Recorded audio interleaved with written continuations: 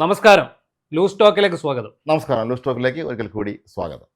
ഇന്ന് പൊതുവെ വിഷയദാരിദ്ര്യമുള്ള ഒരു ദിവസമാണ്. ഇന്നത്തെ പ്രധാനപ്പെട്ട വിഷയങ്ങൾ എന്തൊക്കെയാണ്? ഇന്ന് പ്രധാനപ്പെട്ട വിഷയമുള്ളത് നഴ്സുമാരുടെ സമരം, സ്വകാര്യ മേഖലയുള്ള സമരം നീളുമെന്നുള്ളത് ഒരു വളരെ പ്രധാനപ്പെട്ട ഒരു വാർത്ത തന്നെയാണ്. അതെ. ഒപ്പം നമ്മൾ ഇസ്രായേൽ ഇറാൻ വിഷയങ്ങളുണ്ട്, പ്രശ്നങ്ങളുണ്ട്. പിന്നെ അങ്ങനെ സിവിൽ സർവീസ് പരീക്ഷയുടെ ഫലം വന്നിട്ടുണ്ട്.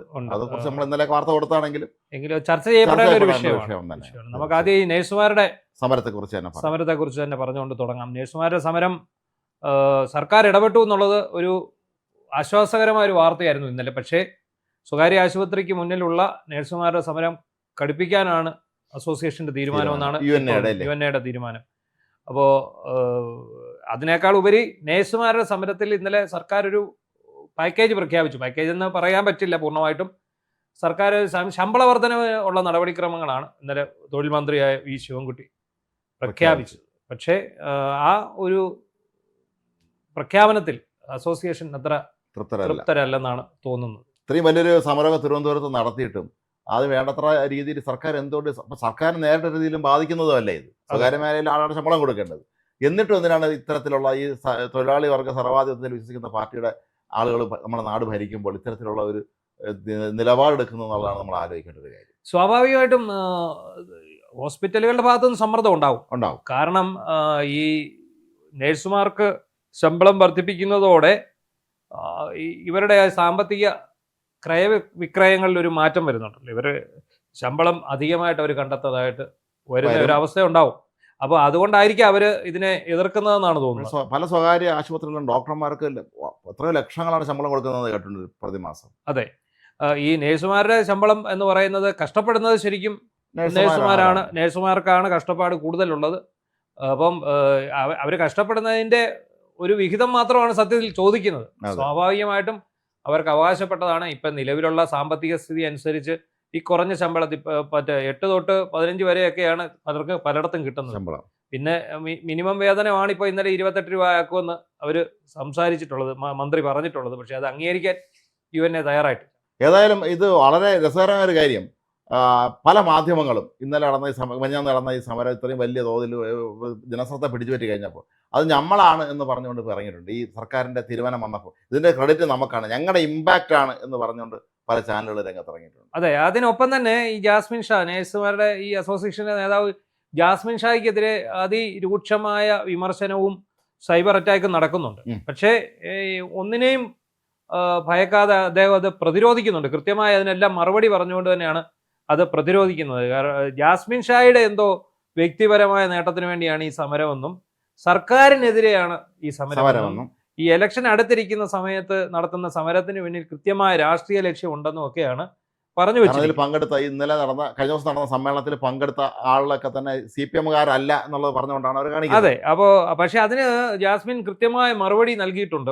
മറുപടിക്കകത്ത് അദ്ദേഹം പറയുന്നുണ്ട്, ഇതാണ് സമരം നടത്താൻ ഏറ്റവും ആപ്റ്റായിട്ടുള്ള സമയം ഇതാണ്. കാരണം ഒരു സർക്കാർ മാറി അടുത്ത സർക്കാർ വരാൻ പോകുന്നു. LDF സർക്കാർ തുടരുമോ UDF സർക്കാർ വരുമോ എന്നുള്ളതല്ല വിഷയം. ഈ ഒരു സമയമാകുമ്പോൾ എല്ലാ ഭാഗത്തു നിന്നുമുള്ള പിന്തുണ അവർക്ക് ലഭിക്കും എന്നുള്ളതാണ്. അത് ഏകദേശം കറക്റ്റാണ്. ഇപ്പം 30,000-ഓളം നേഴ്സുമാരാണ് ഇവിടെ വന്ന് സമരത്തിനെത്തിയത്. അത് അവര് കേരളത്തിന്റെ തെക്കേ അറ്റം തൊട്ട് വടക്കേ അറ്റം വരെയുള്ള നേഴ്സുമാര് അവരുടെ പണിമുടക്കിന്റെ ഭാഗമായിട്ടാണ് ഇവിടെ വന്നു ചേർന്നത്. അത്രയും ആൾക്കാരുടെ കുടുംബങ്ങളും അത്രയും ആൾക്കാരുമായി ബന്ധപ്പെട്ട് ജീവിക്കുന്ന ആൾക്കാരും പിന്നീട് പൊതുസമൂഹത്തിന്റെ ഒരു പിന്തുണയും എല്ലാം കൂടി ഈ നേഴ്സുമാർക്ക്, ഒരാളും ഈ സൈബർ സഖാക്കളും ഇടത് സൈബർ ഹാൻഡിലുകളും ഈ സോഷ്യൽ മീഡിയയായി മറ്റു പണിയില്ലാതിരിക്കുന്ന ആശാമാരൊക്കെ അല്ലാതെ വേറെ ആരും ഇതിനെ എതിർത്തോ തള്ളിയോ പറയുന്നില്ല. ഇല്ല, നിരന്തരം ക്യാപ്സുകൾ വരുന്നുണ്ട്. വളരെ വിചിത്രമായ രീതിയിലുള്ള അഭിപ്രായ പ്രകടനങ്ങൾ നടത്തിക്കൊണ്ട് പലരും ടാർഗറ്റ് ചെയ്യുന്നത് നമ്മളെയാണ്. അതെ, മറുനാടൻ മലയാളി. കാരണം ഇത് മറുനാടൻ മലയാളിയുടെ ഒരു വിജയം കൂടിയാണ്. സത്യത്തിൽ വിജയം കൂടിയെന്നല്ല, മറുനാടൻ മലയാളിയാണ് ഇത്തരം ഒരു സമരത്തിലേക്ക് ഈ നേഴ്സുമാർക്ക് കൊണ്ടുവന്നെത്തിക്കാൻ കാരണമായത്. എന്ന് പറഞ്ഞാൽ ഈ അവഗണനയും ഇവരുടെ ഇത്രയും നാൾ നടക്കുന്ന സമരങ്ങളൊക്കെ ഈ ബധിരകരണങ്ങളിലേക്ക് ചെല്ലുന്ന സമയത്താണ് നമ്മളൊരു ബദൽ മാർഗം നിർദ്ദേശിച്ചത്. തൃശ്ശൂരിൽ വലിയ സംഭവം നടന്നു, വലിയ സമ്മേളനം നടന്നു. നമ്മുടെ ചീഫ് എഡിറ്റർ ഷായസ്കറിയ അതിൽ മുഖ്യാതിഥിയായി പങ്കെടുത്ത് വളരെ നേരം പ്രസംഗിക്കുകയുണ്ടായി. അതിനൊപ്പം തന്നെ അവിടെ വന്ന നേഴ്സുമാരെ എല്ലാം പ്രതികരണങ്ങൾ, നമ്മുടെ ഒരുപാട് സ്റ്റോറികൾ നമ്മൾ ഇതുമായിട്ട് ബന്ധപ്പെട്ട് കൊടുത്തു. എന്നാൽ എവിടെങ്കിലും ഒരു സ്റ്റോറി മറ്റ് സ്ഥാപനങ്ങളിൽ മറ്റ് ചാനലുകളിലോ പത്രങ്ങളിലോ ഒന്നും അർഹിക്കുന്ന പ്രാധാന്യത്തോടെ കിട്ടിയിരുന്നില്ല. അങ്ങനെ വന്നപ്പോഴാണ് നമ്മൾ തന്നെയാണ് ഈ നേഴ്സ് അസോസിയേഷന്റെ നേതാക്കളോട് പറഞ്ഞത്, നിങ്ങൾ ഇവിടെ തൃശ്ശൂരോ മലപ്പുറത്തോ കോഴിക്കോട്ടോ ഒന്നും സമരം ചെയ്തുകൊണ്ട് ഒരു കാര്യവുമില്ല. നിങ്ങളിത് മന്ത്രിമാരെ ശ്രദ്ധയിൽപ്പെടണം. നമ്മുടെ സംസ്ഥാന തലസ്ഥാനത്ത് തന്നെ ഭരണസ്ഥിരാകേന്ദ്രം സംഭിപ്പിച്ചൊരു സമരം നടത്തിയെങ്കിൽ മാത്രമേ ഈ നേതാക്കളുടെയും മന്ത്രിമാരെയും കണ്ണു തുറക്കൂ. അതിൽ നമുക്ക് വേണ്ടപ്പെട്ട നേതാക്കൾ, എല്ലാ പ്രമുഖരായിട്ടുള്ള നേതാക്കൾ പിന്തുണയുമായി വന്നെങ്കിൽ മാത്രമേ നമുക്ക് ഇതുകൊണ്ട് പ്രയോജനം ഉണ്ടാകുകയുള്ളൂ എന്നുള്ളതാണ് അവരോട് പറഞ്ഞത്. അതനുസരിച്ചാണ് അവർ ഈ മാർച്ച് 4-ാം തീയതി വലിയ പ്രകടനവും. ശരിക്കും പറഞ്ഞാൽ തിരുവനന്തപുരം നഗരത്തെ അക്ഷരാർത്ഥത്തിൽ സ്തംഭിപ്പിച്ച ഒരു വലിയ പരിപാടിയായിരുന്നു. അതിനെ രാഷ്ട്രീയമാനം ഇല്ലായിരുന്നു. അതിനകത്ത് വന്ന ആൾക്കാരെ നമുക്ക് നോക്കി അറിയാം. രാജീവ് ചന്ദ്രശേഖർ വന്നു, KC വേണുഗോപാൽ വന്നു, അതുപോലെ തന്നെ ജോസ് കെ മാണി വന്നു. ജോസ് കെ മാണി ഇടതുപക്ഷത്ത് നിൽക്കുന്ന ആളാണ്. പക്ഷെ അദ്ദേഹം വരാനുണ്ടായ കാരണം മധ്യ തിരുവിതാംകൂറാണ് ഇവർക്ക് വളക്കൂറുള്ള മണ്ണ്. കേരള കോൺഗ്രസ് മാണിക്ക് വളക്കൂറുള്ള മണ്ണ്. തെരഞ്ഞെടുപ്പ് അടുത്ത് നിൽക്കുന്നു. ആ സമയത്ത് ജോസ് കെ മാണി അടക്കം ഉള്ളവർ ഇതിനെതിരെ മുഖം തിരിക്കാൻ ഒരിക്കലും കഴിയില്ല. കാരണം പാലാ മണ്ഡലത്തില് തന്നെ നേഴ്സുമാരുടെ എണ്ണം വളരെ കൂടുതലാണ്. കോട്ടയം, ഇടുക്കി എല്ലായിടത്തും നേഴ്സുമാരുടെ എണ്ണം വളരെ കൂടുതലാണ്. ഈ നേഴ്സുമാരെല്ലാം ഈ ഏണിംഗ് മെമ്പേഴ്സാണ്. അതെ, ഇവരുടെ ചുമലിലേറിയാണ് ചില കുടുംബങ്ങൾ കഴിഞ്ഞുകൊണ്ടിരിക്കുന്നത്. അപ്പോൾ സ്വാഭാവികമായിട്ടും അവരെ കണ്ടില്ലെന്ന് നടിക്കാനുള്ള ഒരു തീരുമാനത്തിന് ജോസ് കെ മാണിയെ പോലെയുള്ള കേരള കോൺഗ്രസ്സുകാർക്ക് മാറി നിൽക്കാൻ കഴിയില്ല. അപ്പോൾ അതിന്റെ ഒപ്പം യുവജന സംഘടനയുടെ നേതാക്കൾ വന്നു. VV രാജേഷ് വന്നു, മേയർ വന്നു. പിന്നെ പത്തനംതിട്ടയിൽ നിന്നുള്ള കോൺഗ്രസ് നേതാക്കൾ, യൂത്ത് കോൺഗ്രസ് നേതാക്കളായിട്ടുള്ള വിജയ് ഇന്ദുയൂടനും ശ്രീനാദേവി കുഞ്ഞമ്മയും, അതുപോലെ തിരുവല്ലായിൽ നിന്ന് അനൂപ് ആന്റണിയും എല്ലാവരും വന്നു ചേർന്നു എന്ന് മാത്രമല്ല, അവർ കൃത്യമായിട്ടുള്ള രമേശ് ചെന്നിത്തല വന്നു പങ്കെടുത്തു. വലിയൊരു വിജയമായി അത് മാറിയപ്പോൾ അത് ഇത്രയും നാൾ നടന്ന ആ ഒരു നേഴ്സ് സമരം പോലെ ആയിരുന്നില്ല. ഇത് തലേന്ന് തന്നെ ചാനലുകളൊക്കെ ലൈവ് ചെയ്യാൻ തുടങ്ങി. നാളെ നടക്കാൻ പോകുന്ന സമരത്തെക്കുറിച്ച് അവർ ചർച്ചകൾ സംഘടിപ്പിക്കാം. ചിലർ ആദ്യം ചർച്ച എന്താണെന്ന് അറിയാമോ? നാളെ ആശുപത്രിയിൽ സ്തംഭിക്കുമെന്ന് മാത്രമേ ഈ സമരത്തെക്കുറിച്ച് അധികം പറയുന്നില്ലായിരുന്നു. പിന്നീട് ഇത്രയും ആൾക്കൂട്ടം കണ്ടപ്പോഴേക്കും അങ്ങൊന്ന് ട്യൂൺ മാറ്റി. അതെ, അപ്പോൾ എന്നിട്ട് എന്താ സംഭവിച്ചു? ഇവരെല്ലാം വന്നു, ഈ ചാനലുകളെല്ലാം റിപ്പോർട്ട് ചെയ്തു. ഇന്നലെ തൊഴിൽ മന്ത്രി ഇങ്ങനൊരു നേഴ്സുമാർക്ക് അനുകൂലമായ ഒരു നിലപാട് പ്രഖ്യാപിക്കുമ്പോൾ അവര് പറയുന്നത് എന്താണ്? ഞങ്ങളുടെ ഇമ്പാക്ട്, ഇത് ബിഗ് ഇമ്പാക്ട്. 2 ചാനലുകളാണ് ബിഗ് ഇമ്പാക്ട് എന്നും പറഞ്ഞ് അടിച്ചിരിക്കുക. എന്താണ്? തലേന്ന് 1 മണിക്കൂർ ചർച്ച സംഘടിപ്പിച്ചതാണ് ഒരാളുടെ ബിഗ് ഇമ്പാക്ട്. പിറ്റേന്ന് കുറച്ച് വാർത്തകൾ റിപ്പോർട്ട് ചെയ്തതാണ് മറ്റൊരാളുടെ ബിഗ് ഇമ്പാക്ട്. അപ്പൊ ശരിക്കും ഇതിനുവേണ്ടി കഷ്ടപ്പെടുകയും ഈ UNAയ്ക്ക് വേണ്ടി വർഷങ്ങളായിട്ട് വാർത്തകൾ ചെയ്യുകയും വീഡിയോകൾ ചെയ്യുകയും ചെയ്തുകൊണ്ടിരിക്കുന്ന മറുനാടൻ മലയാളി എന്ന് പറയുന്ന ഈ ഒരു വാർത്താ മാധ്യമം ചെയ്ത സേവനങ്ങളെ ഇടിച്ചു കാണിക്കത്തക്ക രീതിയിലാണ് ഇവർ വന്ന് അവകാശപ്പെടുന്നത്. അതായത് നമ്മളിപ്പോൾ സുന്ദരമായ ഒരു കേക്ക് റെഡിയാക്കുകയാണ്. ഒരു ബേക്കറിയിൽ ഒരാൾ സുന്ദരമായ ഒരു കേക്ക് റെഡിയാക്കുക. എന്നിട്ട് അവസാനം ബേക്കറിയുടെ മുതലാളി വന്നിട്ട് അതിന് വേണ്ടി ഒരു പ്ലം എടുത്ത് വെച്ചിട്ട് ഈ കേക്ക് ഞാൻ ഉണ്ടാക്കിയെന്ന് പറഞ്ഞാൽ എങ്ങനെയുണ്ട്? അല്ല, എപ്പോഴും അങ്ങനെയല്ല. ഒരു വിജയം നടന്നാൽ അത് ഞാനാണ് നടത്തിയെന്ന് പറയും. അതെ, പരാജയപ്പെട്ടാണെങ്കിൽ അത് അവന്റെ കുഴപ്പം കൊണ്ടാണെന്ന് പറയും. അത് എപ്പോഴും അങ്ങനെയാണല്ലോ. ഈ വിജയം പിന്നെ എന്താണ്, ഈ അനാഥനാണ് പരാജയം, വിജയമാണെങ്കിൽ ഭയങ്കര ഒരുപാട് രക്ഷകർത്താക്കളുള്ള ആളാണെന്ന് പറയും. അതുപോലെ തന്നെയാണ് ഇത്. അപ്പം ഇതിനകത്ത് ഇപ്പോഴും ഈ സൈബർ സഖാക്കൾക്ക് മനസ്സിലാകാത്ത ഒരു കാര്യമുണ്ട്. എന്താണെന്ന് ചോദിച്ചു കഴിഞ്ഞാൽ, ഇതൊരു തൊഴിലാളി സമരമാണ്. അതല്ലാതെ ഇത് മുതലാളിമാർക്കെതിരായ തൊഴിലാളികളുടെ സമരമാണ്. ഇത് സർക്കാരിനെതിരായ സമരമല്ല. അത് ആദ്യം മനസ്സിലാക്കുക. സർക്കാരിനെതിരായ സമരമല്ല. പക്ഷേ ഇതിനകത്ത് എന്തെങ്കിലും ചെയ്യാൻ സർക്കാരിനെ പറ്റൂ. ഇവർ സർക്കാർ ജീവനക്കാരല്ല, പക്ഷേ ഒരു തൊഴിൽ വകുപ്പ് ഈ സംസ്ഥാനത്തുള്ള സ്ഥിതിക്ക് അവർ തന്നെയാണ് ഇതിന്റെ കാര്യങ്ങൾ ഏകോപിപ്പിക്കേണ്ടത്, നടപ്പിലാക്കേണ്ടത്, ഉത്തരവിറക്കേണ്ടത്. സർക്കാരിന് മറ്റൊന്നും ചെയ്യാനില്ല. സർക്കാരിന് ചെയ്യാവുന്നത് എന്താണ്? ഹൈക്കോടതി നിർദ്ദേശപ്രകാരം പറഞ്ഞിരിക്കുന്ന ഒരു പാക്കേജ് ഉണ്ട്. ആ പാക്കേജ് നടപ്പിലാക്കാൻ സർക്കാർ ഉത്തരവിടുക എന്നുള്ളത്. അത് വേണമെങ്കിൽ ഒരു ചർച്ചയാകാം. ഒരു ചർച്ച, ഈ ആശുപത്രി മാനേജ്മെന്റുകളെ ഇവരെയും വിളിച്ചിട്ട് ചർച്ചയായിട്ട് ഒരു ധാരണയിൽ എത്തിയിട്ട് പാക്കേജ് വേണമെങ്കിൽ പ്രഖ്യാപിക്കാം. പക്ഷെ അതിനപ്പുറമായിട്ട് ഇന്നലെ ഒരു പാക്കേജ് അങ്ങ് പ്രഖ്യാപിക്കുകയാണ്. ഇപ്പം 28,500 എങ്ങാണ്ടാണ് അടിസ്ഥാന ശമ്പളം എന്ന് പറഞ്ഞ് ഇവർ പറഞ്ഞിരിക്കുന്നത്. 40,000 രൂപ ശമ്പളം കിട്ടണമെന്നുള്ളതാണ് നേഴ്സസ് അസോസിയേഷൻ. അടിസ്ഥാന ശമ്പളം 40,000 കിട്ടണമെന്നുള്ളതാണ് നേഴ്സസ് അസോസിയേഷന്റെ ആവശ്യം. അവർ പറയുന്നതിനകത്ത് അവർ ഉദ്ദേശിക്കുന്നത് എല്ലാ കാറ്റഗറിയിലും ഉള്ള ആൾക്കാരുണ്ട്. ഇപ്പം നേഴ്സുമാര്, പിന്നെ നമുക്കറിയാം ഡോക്ടർമാർ സ്പെഷ്യലിസ്റ്റ് ഉള്ളതുപോലെ തന്നെ നേഴ്സുമാർ പ്രത്യേകമുണ്ട്. അവർ ഇങ്ങനെ ഓരോ പിന്നെ പ്രീ ഓപ്പറേഷൻ, പോസ്റ്റ് ഓപ്പറേഷൻ ഇതിനെല്ലാം പരിശീലനം സിദ്ധിച്ച ആളുകളുണ്ട്. നഴ്സുമാരുണ്ട്, പിന്നെ വാർഡുകളിലെ പിന്നെ എന്താ ശുശ്രൂഷയ്ക്ക് വേണ്ട ആൾക്കാരുണ്ട്.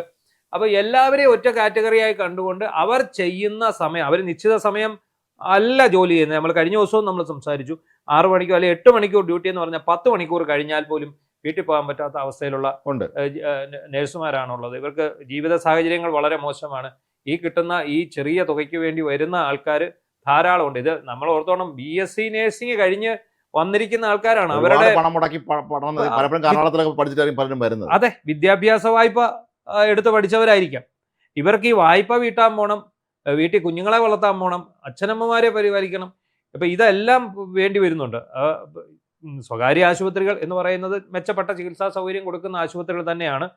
അപ്പോൾ അവർ ഈടാക്കുന്ന തുകയിൽ ഒരു വിഭാഗം ഈ നേഴ്സുമാർക്ക് കൊടുക്കുക എന്നുള്ളതാണ്. ഇപ്പൊ ആലപ്പുഴ തന്നെ അന്ന് ആ സ്ത്രീയുടെ വയറ്റില് കത്രിക പോയ സംഭവത്തില് ശരിക്കും നേഴ്സിന് തലയ്ക്ക് വെക്കാനാണ് അവർ എപ്പോഴും ശ്രമം നടത്തിക്കൊണ്ടത്. ഡോക്ടറെ കുഴപ്പമല്ല, നേഴ്സിന്റെ കുഴപ്പം കൊണ്ടാണെന്ന് വരെ തീർക്കാനുള്ള ശ്രമം നടന്നിരുന്നു ആദ്യഘട്ടം. ഓപ്പറേഷൻ തിയേറ്ററിൽ അസിസ്റ്റ് ചെയ്യുന്ന നേഴ്സുമാർ ഇതിന്റെ കണക്ക് കൃത്യമായിട്ട് എടുത്ത് വെക്കണമെന്നൊക്കെ പറഞ്ഞ ആ ഒരു രീതിയിലേക്ക് അത് മുന്നോട്ട് പോയി.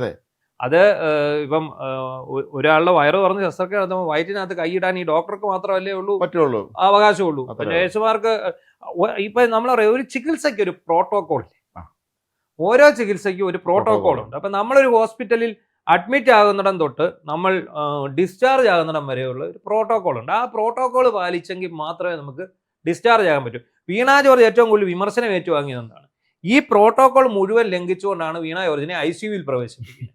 എന്നിട്ട് അവിടെ നിന്ന് ഇറങ്ങി വീട്ടിൽ പോകണം. അതോ ഒരിക്കലും അത് സർക്കാർ ആശുപത്രി ആയിക്കോട്ടെ, ഒരു സ്വകാര്യ ആശുപത്രി ആയിക്കോട്ടെ, ആ ചികിത്സാ പ്രോട്ടോകോൾ അതനുസരിച്ച് മാത്രമേ നമുക്കത് മുന്നോട്ട് പോകാൻ കഴിയുള്ളൂ. അപ്പൊ ഇങ്ങനെയുള്ള ഈ പ്രോട്ടോകോളിനുള്ളിൽ നിൽക്കുന്ന നഴ്സുമാർ അവരുടെ ഡ്യൂട്ടി സമയം കഴിഞ്ഞ് കുറെ കൂടി സമയം ജോലി ചെയ്തതിന് ശേഷമാകും അവിടെ നിന്ന് നിരന്തരമായി ഉറക്കമുളയ്ക്കുക, അങ്ങനെയൊക്കെയുള്ള പ്രശ്നങ്ങളുണ്ട്. അപ്പം അവരുടെ ആവശ്യം ന്യായമാണ്. ആ ആവശ്യത്തിന് വേണ്ടി ഇന്ന് എനിക്ക് അത്ഭുതമായി പോയി. ഇന്ന് മാതൃഭൂമിയുടെ പത്രത്തിന്റെ ലീഡ് ന്യൂസ് ഇതാണ്, നഴ്സുമാരുടെ വേതനം വർദ്ധിപ്പിക്കാൻ ധാരണയായിട്ടുണ്ട് എന്ന് പറഞ്ഞുള്ള. അതായത് കഴിഞ്ഞ ദിവസങ്ങളിൽ തിരുവനന്തപുരത്ത് 4-ാം തീയതി നടന്ന ആ സമരത്തിന്റെ പടം, ചിത്രങ്ങൾ എല്ലാ പത്രങ്ങളും 1-ാം പേജിൽ ഓൾ എഡീഷനിൽ പ്രസിദ്ധീകരിച്ചു. വാർത്താ ഉൾപേജിലാണെങ്കിൽ പോലും ആ നമ്മുടെ ഈ മാനവീയം വീഥിയിൽ നടന്ന പരിപാടിയുടെയും ആ പ്രകടനത്തിന്റെയും ഒക്കെ വാർത്തകൾ നന്നായിട്ട് കവർ ചെയ്തു. ഇന്ന് നമ്മളെ എല്ലാം ഞെട്ടിച്ചുകൊണ്ടും മാതൃഭൂമി പോലെയുള്ള ഒരു ദിനപത്രം അതിൻ്റെ 1-ാം പേജിൽ തന്നെ ഇത് വാർത്ത കൊടുക്കുകയും ഉണ്ടായി.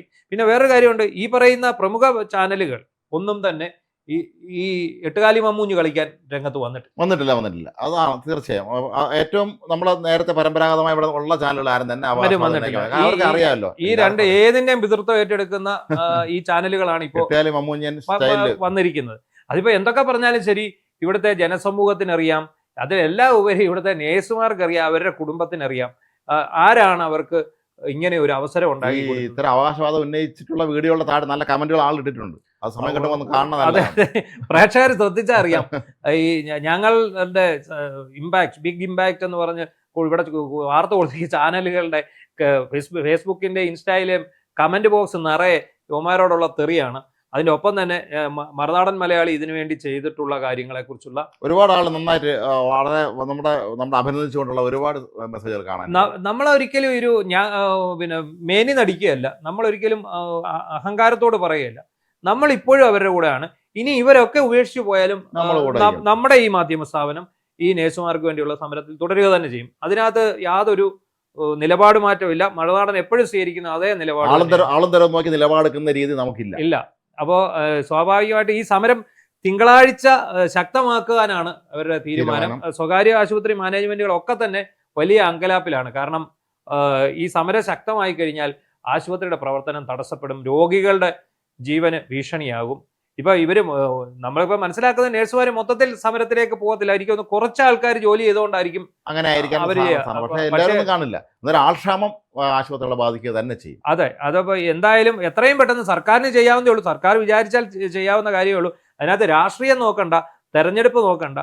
അവർ പറയുന്ന ആവശ്യം ന്യായമാണെങ്കിൽ അത് അംഗീകരിക്കാനുള്ള ഒരു സന്മനസ്സുണ്ടാകും. സർക്കാരിന് 5 പൈസയും ബാധ്യതയുള്ള ഒരു കാര്യമല്ലേ ഇത്.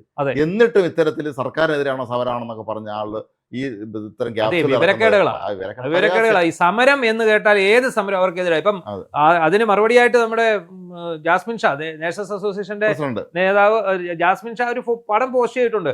കോടിയേരി ബാലകൃഷ്ണൻ നയിച്ച സമരമാണ് കഴിഞ്ഞ ഉമ്മൻചാണ്ടി സർക്കാരിന്റെ ഇവിടുത്തെ സമരം നയിച്ചത് കോടിയേരി ബാലകൃഷ്ണൻ. മുമ്പേ കുത്തിയിരിക്കുന്നത് കോടിയേരി ബാലകൃഷ്ണൻ, അന്നത്തെ പാർട്ടി സെക്രട്ടറി ആയിട്ടുള്ള കോടിയേരി ബാലകൃഷ്ണൻ.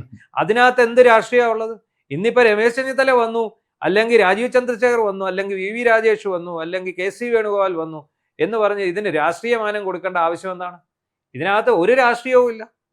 അതാണ് എന്തായാലും അധികൃതർ ഇക്കാര്യത്തിൽ വളരെ സജീവമായി ഇടപെടേണ്ടത് ആവശ്യമുണ്ട്. കാരണം ഇത് നഴ്സുമാരുടെ അവരുടെ ജീവിത ഈ സർക്കാർ ഇത് ഇടപെടേണ്ടി വരും. കാരണം സർക്കാരിന് ഇടപെടാതിരിക്കാൻ സാധിക്കില്ല. കാരണം ഈ ഒരു ജീവൻ രക്ഷാ വിഭാഗമാണ് ആശുപത്രികൾ. നമ്മുടെ ജീവനാണ് അവർ. അത് നമുക്ക് എത്ര നാള് നമുക്ക് ഒരു സമരത്തിലൂടെ ഈ ജനങ്ങളുടെ ജീവൻ ബലി കൊടുക്കാൻ നമുക്ക് ഒരിക്കലും സാധിക്കാത്ത ഒരു അവസ്ഥ വരും.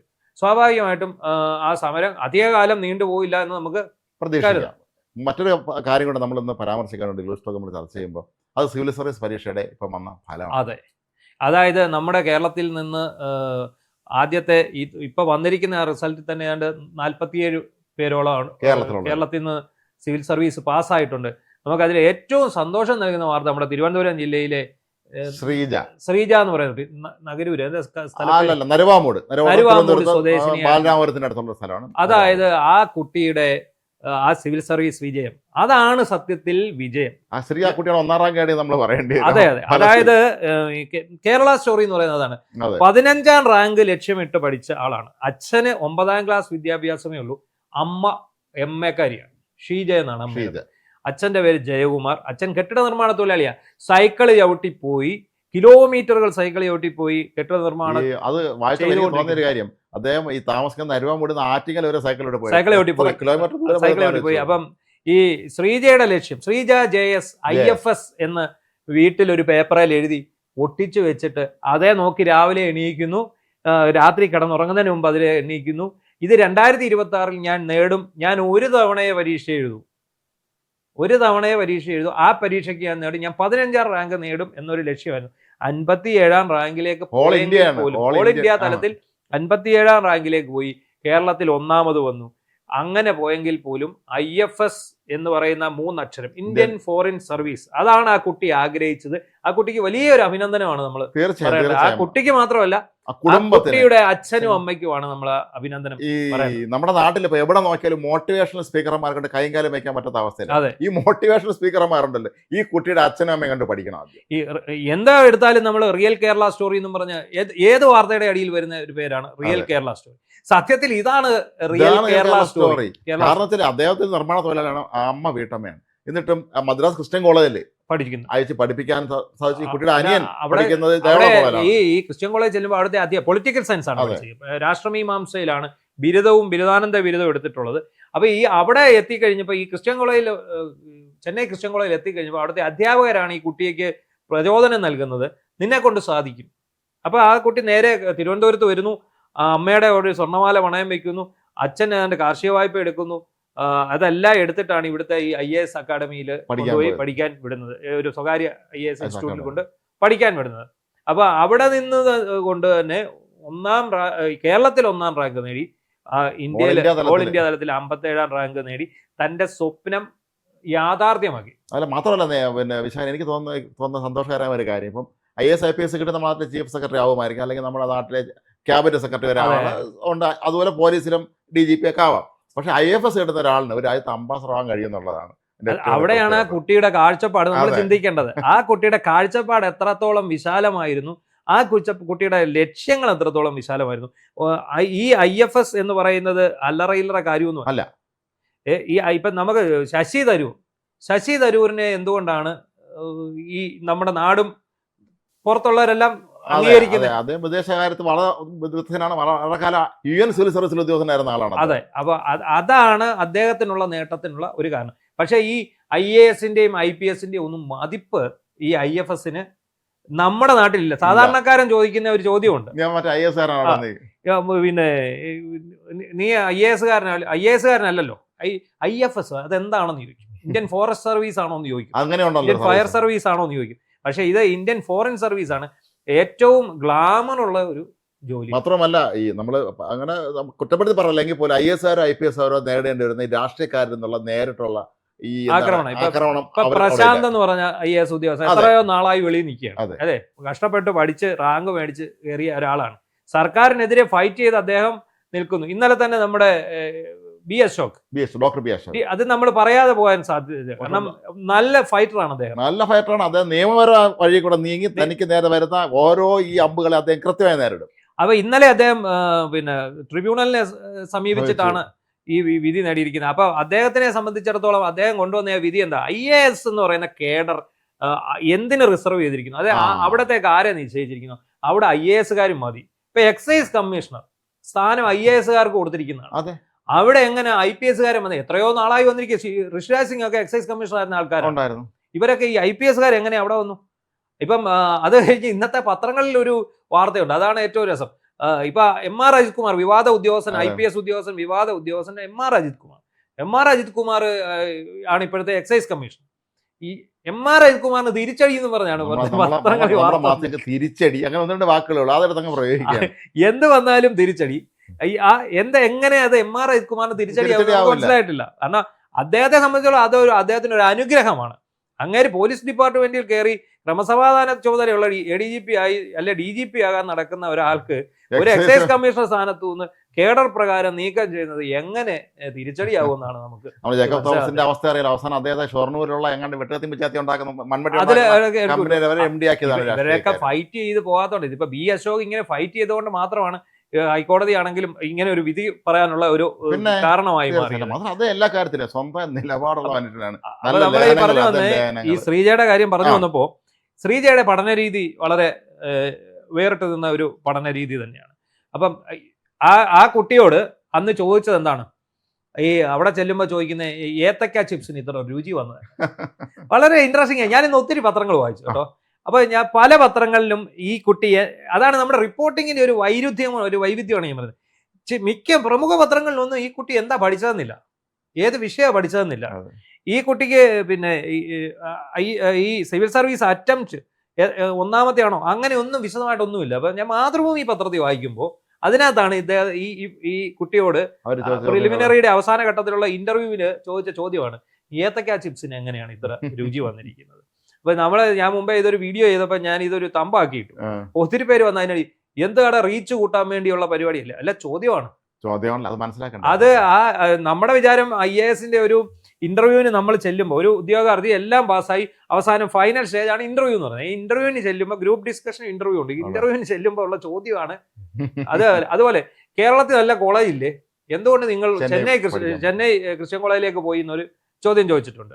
പിന്നെ ഈ ക്യൂബയെ സംബന്ധിച്ച ചോദ്യങ്ങൾ, അങ്ങനെ കുറച്ച് ചോദ്യങ്ങൾ. അത് പക്ഷേ അത് കൃത്യമായിട്ട് ആ പത്രത്തിൽ എഴുതിയിട്ടുണ്ട്. അല്ല, ഈ വർഷങ്ങൾക്ക് മുമ്പ് ഇവിടെ കേന്ദ്ര സർക്കാർ വലിയ ഉദ്യോഗസ്ഥനായ ഒരാളിൻ്റെ അടുത്ത് പറഞ്ഞ രസകരമായ കാര്യമാണ്. അദ്ദേഹം പണ്ട് UPSC ഇന്റർവ്യൂ പോയപ്പോൾ INB മിനിസ്റ്ററിൽ ഉദ്യോഗസ്ഥനായിരുന്നു. അത് ഇന്റർവ്യൂവിന് പോയപ്പോൾ അദ്ദേഹം കേരള രാഷ്ട്രീയമൊക്കെ അവർ ചോദിച്ച കൂട്ടത്തിൽ 57 EMS മിനിസ്റ്ററെ കുറിച്ച് ഒരാൾ ചോദിച്ചപ്പോൾ അദ്ദേഹം പലതും പറഞ്ഞ കൂട്ടത്തിൽ കേരളം കണ്ട ഏറ്റവും നല്ല മിനിസ്റ്ററി ആയിരുന്നു അതെന്നും VR കൃഷ്ണയ്യർ ആഭ്യന്തരമന്ത്രിയായിരുന്നു പറഞ്ഞപ്പം ഈ ഇന്റർവ്യൂ ബോർഡ് ഒരാൾ തർക്കിച്ചു എന്നാണ്. കൃഷ്ണയ്യർ ഒരിക്കലും കേരളത്തിന് മന്ത്രിയായിരുന്നിട്ടില്ല എന്ന് അദ്ദേഹം തർക്കിച്ചു. പക്ഷേ ഈ ഇന്റർവ്യൂ ബോർഡ് പങ്കെടുത്ത മറ്റൊരാൾക്ക് കൃത്യമായിട്ട് അറിയാം. അദ്ദേഹം പറയാം, അങ്ങനെ അദ്ദേഹം ജഡ്ജി ആയിരുന്ന ആളെ അദ്ദേഹം അങ്ങനെ കേരളത്തിൽ മന്ത്രിയാകും എന്നുള്ള ചോദ്യം ഇയാൾ നിരന്തരം ചോദിക്കുന്നത്. നോർത്ത് ഇന്ത്യക്കാരനാണ് അദ്ദേഹം. അപ്പോൾ പക്ഷെ മറ്റൊരാൾ പറഞ്ഞു അങ്ങനെയല്ല, അദ്ദേഹം കേരളത്തിലെ മന്ത്രിയായിരുന്നു, അദ്ദേഹം വിമാനത്താവളം നടന്ന സമയത്തൊക്കെ തന്നെ അദ്ദേഹം ഇവിടുത്തെ മന്ത്രിയായിരുന്നു എന്നുള്ള കാര്യം പറഞ്ഞ് ബോധ്യപ്പെടുത്തിയെന്ന് പറഞ്ഞു. അപ്പൊ എല്ലാത്തിനെ കുറിച്ചും അറിവുള്ള ഒരു പാനലാണ് ഈ UPSC. അതെ. അപ്പൊ അവിടെ നിന്നാണ് ഇത്തരം ചോദ്യങ്ങൾ. ഈ ചോദ്യങ്ങൾ നമ്മൾ പ്രത്യക്ഷത്തിൽ ചോദിക്കും, എടാ ഏത്തക്ക ചിപ്സിന് അതിനെ രുചി വന്നേ, നമ്മൾ വിചാരിക്കുന്നത് കോമാളി ചോദ്യമാണ്. പക്ഷെ അതിന് ഒരു ഉദ്ദേശിക്കുന്ന ഒരു ഉത്തരവുണ്ട്. ആ ഉത്തരം നൽകിയെങ്കിൽ മാത്രമേ ആ ഇന്റർവ്യൂവിൽ പാസ്സാകാൻ പറ്റൂ. അപ്പൊ ഈ ശ്രീജയുടെ നേട്ടം പറയുന്നതിനൊപ്പം തന്നെ ആതിര എന്ന് പറഞ്ഞൊരു കുട്ടി കോഴിക്കോട്ടും ഒരു അപകടത്തിൽ ശരീരം തളർന്നു പോയ ഒരാളാണ്.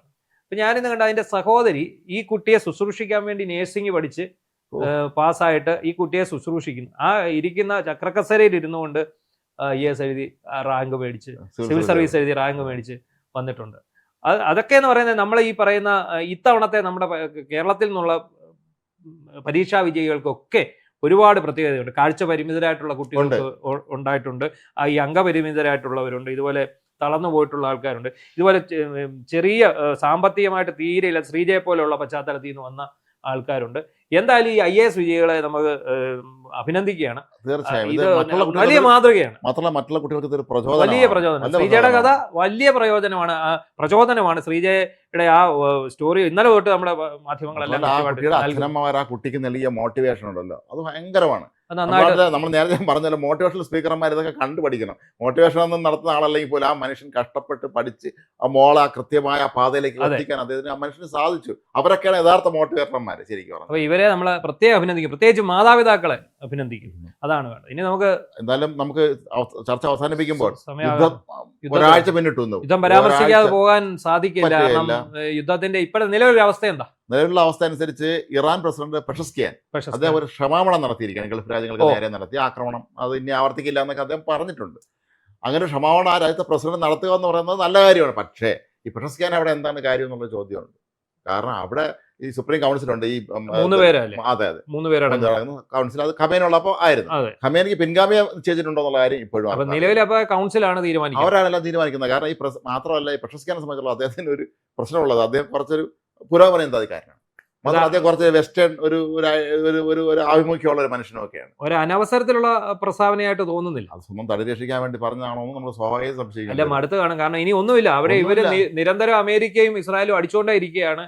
എതിർക്കാൻ സാധിക്കുന്നില്ല എന്ന് തന്നെ വേണമെങ്കിൽ പറയാം. ലോകത്ത് ഏറ്റവും വലിയ 2 ശക്തികളോട് ഏറ്റുമുട്ടാൻ പോകാന്ന് പറയുമ്പോഴേ ഇറാന്റെ അതിനു വേണ്ടിയുള്ള ആയുധം വിമാനം പോലും ഇല്ല, യുദ്ധവിമാനം പോലും ഇല്ലാത്ത രാജ്യത്ത് ഈ ട്രംപിന്റെ ഒരു നിലപാട് പൂർണ്ണമായും ഈ ഇറാനെ നിരായുധീകരിച്ച് അവരെ ഒരു സൈഡിനോട്ട് മാറ്റി നിർത്തിയിട്ട് അവരൊരു പുതിയ ഭരണകൂടത്തെ കൊണ്ടുവരിക എന്നുള്ളത് ലക്ഷ്യമാണ്. അതൊക്കെ പൂർത്തിയാകുന്ന വരെ അയാളത് അതിനൊരാളെ കണ്ടുപിടിക്കുക എന്നുള്ളതാണ്. അതിനൊരാളെ കണ്ടുപിടിക്കുക മാത്രമല്ല, വളരെ ഒരു കാര്യം നമുക്ക് പറഞ്ഞു നോക്കാൻ അവസാനിപ്പിക്കാം.